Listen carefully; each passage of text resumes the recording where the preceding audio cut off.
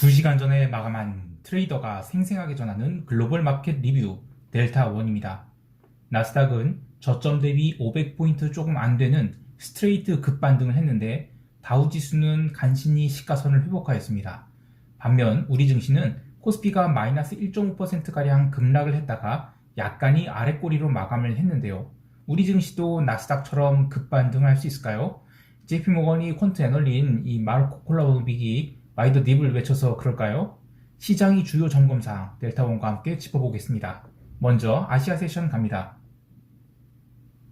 옵션 만기주 첫날 우리 시장은 약보합 출발한 선물 지수가 시초가부터 외국인들이 대량 선물 매도로 밀리기 시작했는데 안타깝게도 개인들은 바로 콜옵션 매수에 싹 물리게 되었어요.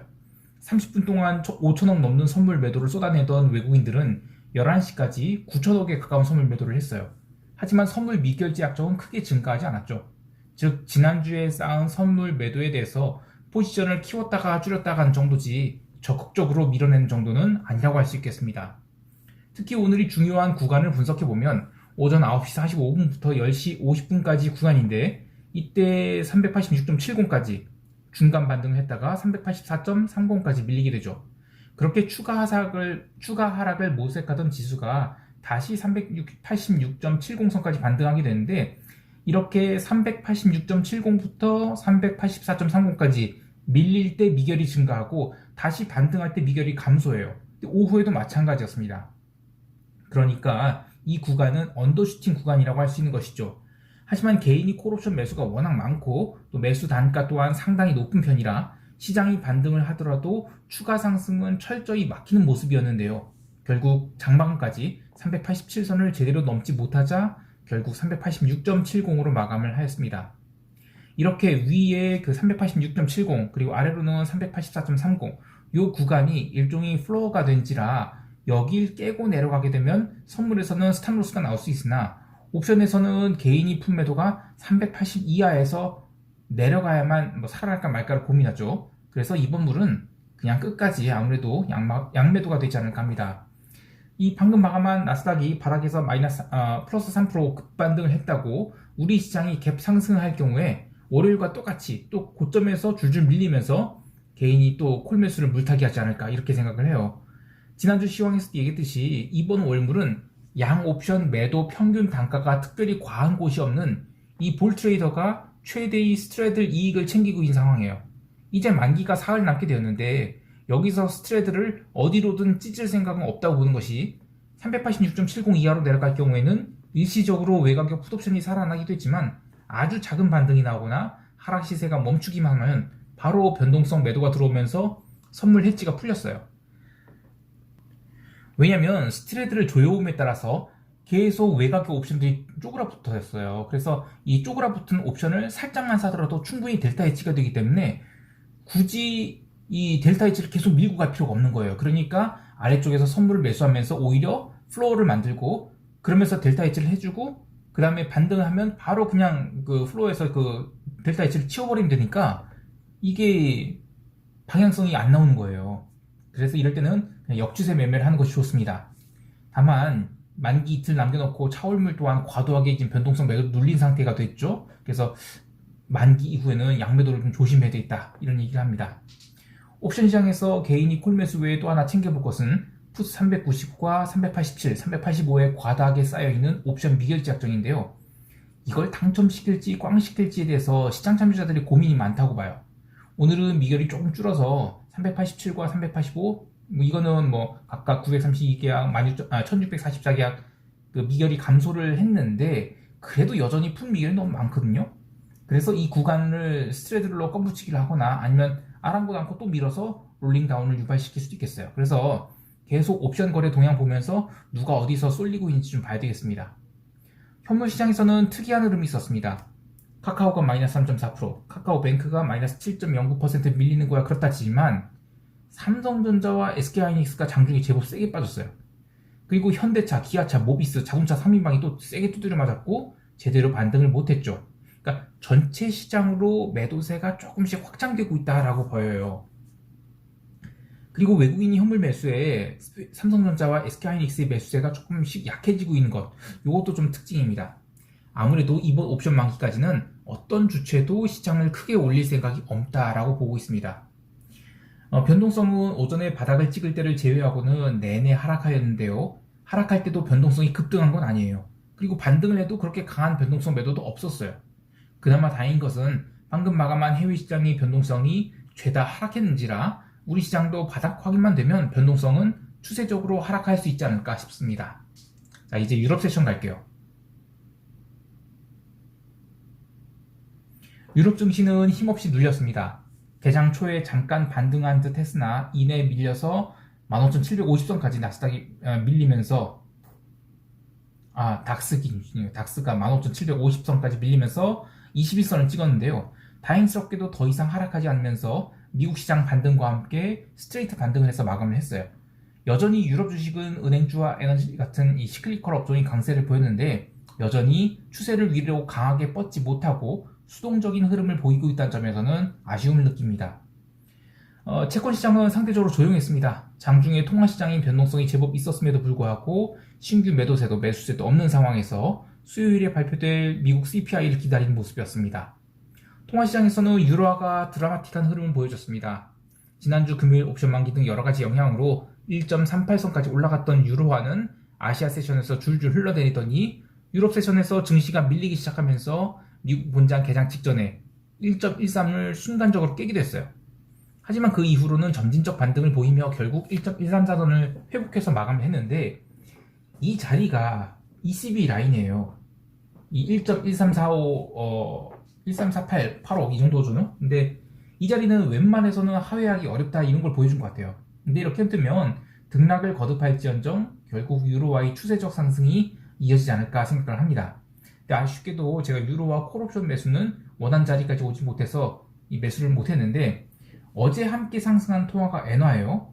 작년 하반기부터 급속하게 상승하고 있는 일본 도매 물가지수 같은 이런 것들이 결국에는 엔화의 상승도 촉발할 것이다 이런 논리가 나오고 있거든요. 근데 전반적으로 시장이 작년에 과도하게 눌렀던 혹은 땡겼던 그런 자산들을 되갚는 상황이라 보긴 해요. 그래서 시장이 노이즈가 좀 나올 것이다 이런 건 좀 주의해야 되겠습니다. 어쨌든 그동안에는 과하게 달렸던 유로엔이 조정이 필요했던 차에 적절한 정도의 그런 조정이 나왔다 이렇게 보고 있습니다. 그리고 기타 커머디티에서는 카자흐스탄 이슈가 다시 가라앉으면서 기름값이 밀리긴 했는데 적극적인 매도가 나온 건 아니에요. 그래서 그냥 블렌트 81달러선 지지하는 거 그런 거 그 정도만 분위기였습니다. 그리고 특히 증시가 조정을 받을 때 기름이 별다른 조정받지 않았다는 것 그리고 기타 커머디티 예를 들면 골드 이런 것들도 증시와는 별개의 흐름이었다 이렇게 볼 수 있겠고 그러면 현재의 증시 조정이 전체 자산군으로 확대되는 상황은 아니다라고 확인시켜 준 것입니다. 자, 이제 미국 세션 갈게요.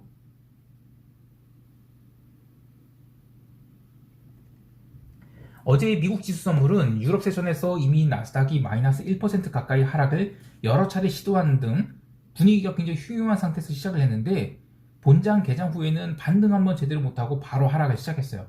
근데 어제의 하락에서 더 눈여겨봐야 될 것은 장 초반에는 기술주의 갭다운 그리고 언더슈팅이 눈에 띄긴 했지만 지난주 내내 강했던 경기 민감주들이 시초가부터 무너져 내리기 시작했던 것입니다. 물론 다우지수 선물이 하락한 가장 큰 이유는 나이키와 비자의 실적 가이던스 우려 때문인데 나이키는 중국에 대한 그런 그 실적 위크니스 때문에 그렇다고 하는데 어쨌든 그런 것을 고려하면 하락폭이 그닥 크다고는 할 수 없어요. 그런데 나스닥이 나중에 급반등을 하게 됩니다. 그런데 그때 다우지수는 상대적으로 회복이 적었어요. 그래서 이런 점이 좀 시장에 의문을 던져주고 있습니다. 그러니까 성장주에서 경기 민감주로 로테이션하고 있다라고 자꾸 믿고 싶은데 그게 아니라 그냥 선착순으로 다 얻어맞고 또 다시 줄 서서 얻어맞기를 하는 게 아닐까 이런 생각이 드는 겁니다. 그러니까 어제 나스닥이 반등은 일단 한번 맞았으니까 다시 저 뒤로 돌아가 그래서 다시 매맞을 준비하고 있어 이런 거 하는 거 아닌가 싶어요. 그리고 지금 다 얻어맞는 거죠. 그나마 다행인 것은 어제 하락할 때도 변동성은 좀처럼 상승하지 않았다는 것입니다. 어제 나스닥이 장중에 마이너스 3% 가까이 하락을 할 때 나스닥 변동성인 VXN 지수가 30포인트를 넘기긴 했어요. 그런데 지난 12월 초에 기록한 고점 물론이고 12월 중순에 기록한 고점도 돌파하지 못했어요. 그거는 뭐냐면 이미 양옵션이 너무 뚱뚱하다는 얘기예요. 그래서 하락장은 맞아도 폭락장은 아닌, 그러니까 오르면 내리고 내리면 오르는, 그러나 시간이 갈수록 결국에 내려가 있는 그런 일봉상 긴 따주기 장세가 이어질 것으로 기대를 해야 되겠어요. 다만 어제도 장중 진폭이 바닥 대비 고점이 한 500포인트에 가까운 점을 고려한다면 미니 나스닥 단 한 개만으로도 적지 않은 손실을 볼 수 있기 때문에 한 방향만 보려고 매매를 하고 그 방향이 아니다 그러면 아예 매매를 쉬는 것이 더 유리해 보입니다. 또 전일 나스닥이 급반등을 해서 당일 시가는 물론이고 주봉 아래꼬리를 모두 감싸는 그런 양봉으로 마감했음에도 불구하고 변동성은 딱 죽을 만큼만 죽었어요. 따라서 이번 주에 추가 상승한다면 그 부분에 대해서는 이번 주 내로는 얼마든지 다시 주봉 돗질을 만들 가능성이 있다 이렇게 봐야 되겠습니다. 자, 그러면 어제 지수가 왜 올랐는지에 대해서 한번 이야기를 해보겠습니다. 물론 제가 모든 진실을 알고 있는 것은 아니죠. 그래도 뭐 장 마감 후 결과에 따라서 숫자만 받아 적어서 스토리 쓰는 게 아니라 장중에 트레이딩 하면서 파악한 것들을 이야기하는 것인데요. 우선 마르코 콜라노비기 리포트가 이 전일 시장을 끌어올렸다는 것이 반은 맞고 반은 틀리다고 봐요. 우선 오늘도 나스닥이 장 초반 하락은 매수세 부재로 흘러내렸다 이렇게 봐도 과언이 아닌데요. 그래서 스탑로스가 시장을 누르면서 15,200선까지 빌렸다고 봐요. 그리고 15,200선은 기술적 분석들이 하시는 분들이 좋아하는 작년 11월부터 시작된 이 발산 과정이 저점이라고 할 수 있는데요. 한번 차트를, 저는 사실 차트 해석을 잘 못해요. 근데 일부가 그런 얘기를 하시더라고요. 그래서 이제 발산 과정인데 발산 과정이 바닥이 있다 그런 얘기를 했어요. 근데 어쨌든 처음에는 15,200선의 반등을 시도합니다. 그런데 한 번 더 언더슈팅이 나와서 15,152선까지 밀렸는데 거기서부터 유럽장 마감 때까지 또 스트레이트로 130포인트를 반등시켜요. 그 언더슈팅이 나는데도 변동성이 12월 고점 넘기지 못하자 시장이 반등을 했다 이렇게 봐야 돼요. 그러니까 유럽 마감 이후에 지나치게 빠른 반등이라고 본 쪽에서는 다시 매물을 냈는데 그래서 새벽 2시 40분경 다시 15,200선을 지지받고 그 다음부터는 이제 한 번도 쉬지 않고 추세적 상승을 이어서 15,550까지 갔죠. 그리고 나서 조정을 살짝 주긴 했는데 그래도 또 장마감 1시간 동안 스트레이트 200포인트 반등이 나옵니다. 근데 마르코 콜라노비기 리포트가 공식적으로는 새벽 3시에 릴리즈 됐거든요. 그런데 아마 일부 고객들한테 미리 릴리즈 된 시점은 유럽 세션 마감 무렵이었을 것 같아요. 그래서 그의 리포트가 상승을 이끈 것은 맞다라고 보는데 지수 상승을 주도한 것은 콜라노빅이 밀고 있는 시클리컬 이런 종목이 아니었어요. 어제 시클리컬이 약세였거든요.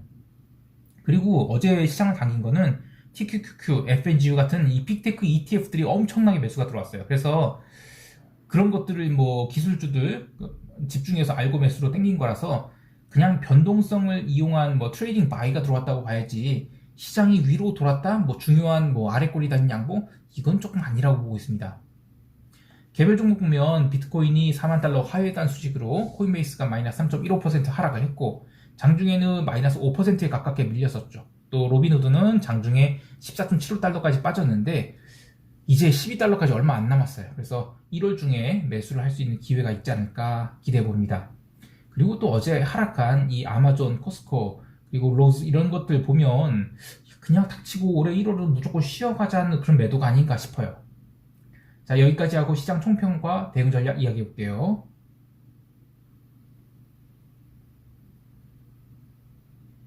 한국 시장은 방향성이 없는 따주기 흐름을 이어갈 것으로 봅니다. 다만 이 나스닥 반등을 야간 선물 시장에서 제대로 반영을 안 했어요. 어제 야간 선물이 마이너스 3포인트 넘게 밀렸다가 막판에 좀 많이 반등이 나오긴 했는데 어쨌든 이 마지막 나스닥이 반등을 반영을 안 했기 때문에 초반에는 변동성이 있겠지만 나스닥이 반등이 이 추세적 반등은 아닌 일시적 반등을 보고 또 개인이 콜옵션에 물린 양이 워낙 많기 때문에 그들을 결제시켜줄 가능성은 낮다고 봐요. 그래서 역시 올라오면 콜매도, 밀리면 풋매도로 대응하는 것이 좋겠습니다. 계속해서 얘기했지만 이번 1월물의 특징이 볼 트레이더들이 이 평균 옵션 발행 단가가 콜 클래스, 풋 클래스 양쪽 모두 이상적인 스트레들 커브를 그리고 있어서 굳이 얘네들이 한쪽으로 깊은 해지를 할 필요가 없어요. 물론 포지션을 과해지면 부작용이 나올 수 있겠지만 장중에는 추세가 나올지언정 장마감 후에 보면 결국에는 제자리였을 가능성이 큽니다. 이번 월물은 그냥 대충 2,900에서 2,950 레인지 내에서 끝난다고 봐야 되고 그 이후에 시장이 밀릴지는 다음 월물 거래 때 생각해도 될 것 같아요. 해외 시장은 일단 나스닥이 반등이 하루 정도 더 이어질 수 있다고 봅니다. 따라서 초반에는 슈팅을 용인하되 아직은 하락 추세 진행 중이라고 보기 때문에 반등의 에너지가 빠지는 새벽녘에는 다시 매도 관점으로 대응하는 것이 좋겠습니다. 또한 유로롱은 계속 쌓아나갈 생각이고 대만 숏은 그대로 홀리갈 계획입니다. 자, 오늘 하루도 성공 투자하시길 바라고요. 이상 델타원이었습니다. 감사합니다.